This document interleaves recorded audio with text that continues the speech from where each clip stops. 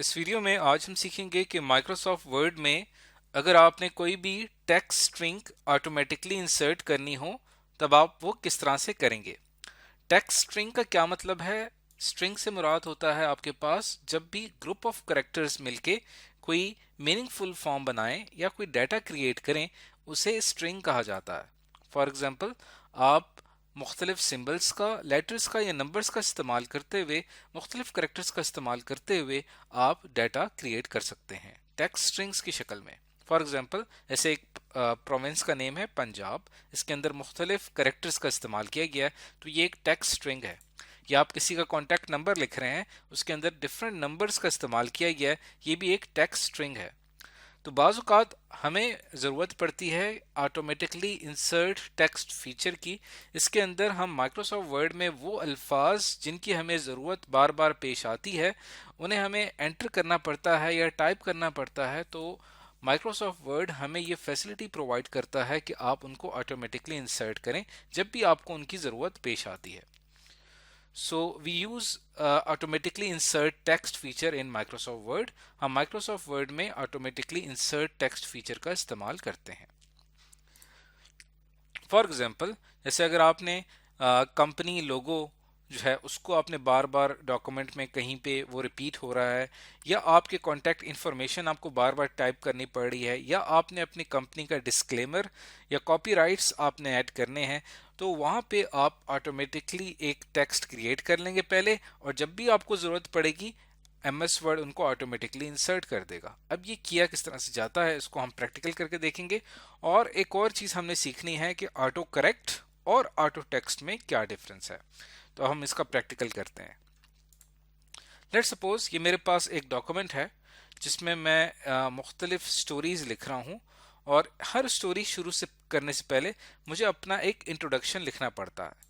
इसी तरह जब मैं कोई अगली स्टोरी लिखूंगा, उसको भी लिखने से पहले मुझे अपना थोड़ा सा इंट्रोडक्शन बताना होगा, और फिर मैं स्टोरी लिखना शुरू करूंगा। तो बार बार मुझे यहाँ पे इंट्रोडक्शन रिपीट करने की ज़रूरत पेश आ रही है।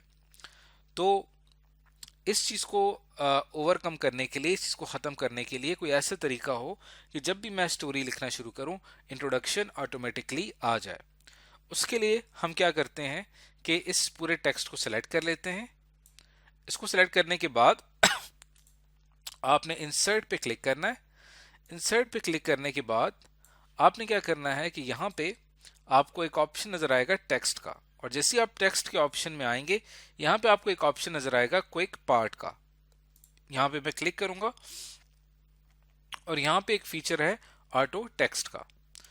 तो हम क्या करेंगे, जो हमने टेक्स्ट सेलेक्ट किया था उसको ऑटो टेक्स्ट उसका क्रिएट करेंगे।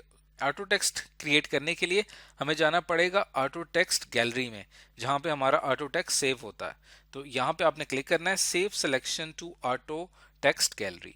जैसे ही मैं इस पे क्लिक करूंगा तो ये अब इस टेक्स्ट का एक बिल्डिंग ब्लॉक क्रिएट करेगा। ये एक ऑटोमेटिक बिल्डिंग ब्लॉक है। जब भी हमें जरूरत पड़ेगी इस बिल्डिंग ब्लॉक की, हम इसको इंसर्ट कर देंगे अपने टेक्स्ट में। सबसे पहले आपने इस बिल्डिंग ब्लॉक का नाम रखना है। अब ये पूरा टेक्स्ट किस बारे में है? ये इंट्रोडक्शन के बारे में है, तो इसका नाम होगा इंट्रोडक्शन। उसके बाद इसकी आपने जो टाइप है वो डिफाइन करनी है। अब ये चूंकि एक ऑटो टेक्स्ट है तो गैलरी इसकी होगी ऑटो टेक्स्ट। और ऑटो टेक्स्ट में इसकी क्या कैटेगरी आती है? हम नॉर्मली जनरल कैटेगरी रखते हैं, लेकिन अगर आप कोई स्पेसिफिक कैटेगरी रखना चाहते हैं कि ये जो ऑटो टेक्स्ट है ये कहाँ पे अपेयर होना चाहिए, आपके डॉक्यूमेंट के हेड में अपेयर होना चाहिए, सेंटर में होना चाहिए, या आखिर में होना चाहिए, तो मैं इसको कर देता हूँ डॉक्यूमेंट हेड, कि मेरे हर डॉक्यूमेंट का क्या होगा, हेड होगा। ओके पे मैं क्लिक करता हूँ, और आपने इसको सेव करना है एक ब्लैंक डॉक्यूमेंट के टेम्पलेट के तौर पे। यानी जब भी आप ब्लैंक डॉक्यूमेंट बनाते हैं तो उसका जो ब्लैंक टेम्पलेट बनता है उसका फॉर्मेट होता है dot M, normal dot M.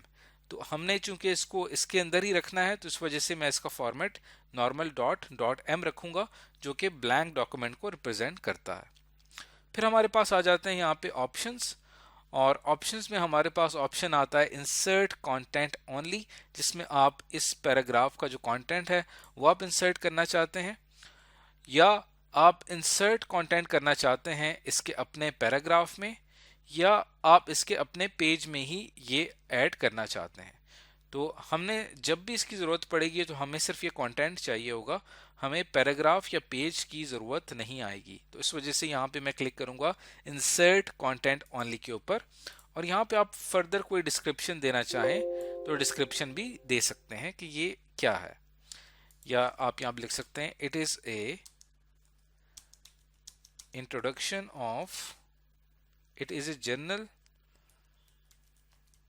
Introduction of my every story, या it is a general introduction of author। उसके बाद ओके पे मैं क्लिक करूंगा। अब आपका ये टेक्स्ट जो है ये ऑटो टेक्स्ट गैलरी में सेव हो चुका है। अब लेट्स सपोज यहाँ पे मैं फाइल पे क्लिक करता हूँ, मैं एक न्यू ब्लैंक डॉक्यूमेंट क्रिएट करता हूँ। अब यहाँ पे मैंने एक नई स्टोरी लिखना शुरू करनी है, लेकिन स्टोरी शुरू करने से पहले मुझे अपना इंट्रोडक्शन लिखना है। तो मुझे इंट्रोडक्शन दोबारा लिखने की ज़रूरत नहीं पेश आनी चाहिए। उसकी वजह यह है कि मैं इसको ऑटो टेक्स्ट में ऐड कर चुका हूँ। इंसर्ट पे क्लिक करेंगे, टेक्स्ट में जाएंगे और यहाँ पे क्विक पार्ट्स में ऑटो टेक्स्ट में आप देखिए कि यहाँ पे आपको ऑटोमेटिक इंट्रोडक्शन यहाँ पे नज़र आ रहा है। ये मेरा डॉक्यूमेंट हेड है, इसकी कैटेगरी भी मैंने डिफाइन की हुई है। जब भी जिसने हेड करना होगा वो उसको डॉक्यूमेंट हेड के तौर पे ऐड करेगा। इसके ऊपर मैं क्लिक करता हूँ तो देखें ये यहाँ पे ऑटोमेटिकली ऐड हो गया।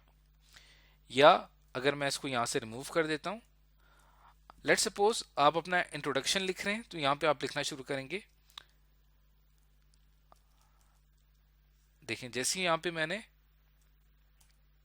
इंट्रोडक्शन लिखा तो फौरी तौर पे मेरे इस ऑटो टेक्स्ट का जो मैंने टाइटल रखा था जो कि इंट्रोडक्शन था, वो यहाँ पे उसका कुछ करेक्टर्स यहाँ पे मैंने लिखे इंट्रो। तो एमएस वर्ड ने ऑटोमेटिकली पिक कर लिया है कि मैं ऑटो टेक्स्ट की बात कर रहा हूँ।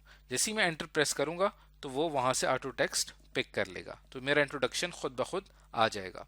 अगर आप देखें इस चीज़ को, अगर आप चेक करना चाहें तो आप देखें इसका नाम मैंने इंट्रोडक्शन लिखा हुआ। तो जब भी आप यहाँ पे इंट्रोडक्शन लिखेंगे तो माइक्रोसॉफ्ट वर्ड उसको खुद से डिटेक्ट कर लेगा। आपने सिर्फ एंटर प्रेस करना है, या आप अपने कीबोर्ड से F3 की जो की है वो आप प्रेस कर सकते हैं।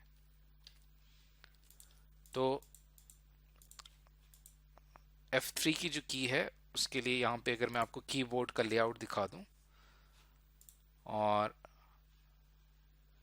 यहाँ पे आपके बिल्कुल स्केप की जो की होती है इसके साथ ऊपर कुछ फंक्शनल कीज होती हैं, ये देखें यहाँ आप प्रेस करेंगे तो ऑटोमेटिकली ये टेक्स्ट यहाँ पे एंटर हो जाएगा।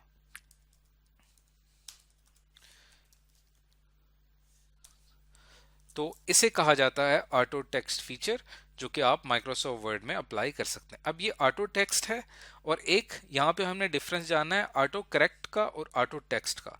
यहाँ पे बात कर ली मैंने ऑटो टेक्स्ट की, इसके ऊपर आप प्रैक्टिस कर सकते हैं, डिफरेंट ऑटो टेक्स्ट बना सकते हैं। लाइक आपकी कंपनी की कॉन्टैक्ट इन्फॉर्मेशन हो गई, ये आपकी कॉन्टैक्ट इन्फॉर्मेशन हो गई, वो आपको बार बार राइट नहीं करनी पड़ेगी, आप उसका ऑटो टेक्स्ट बना लेंगे।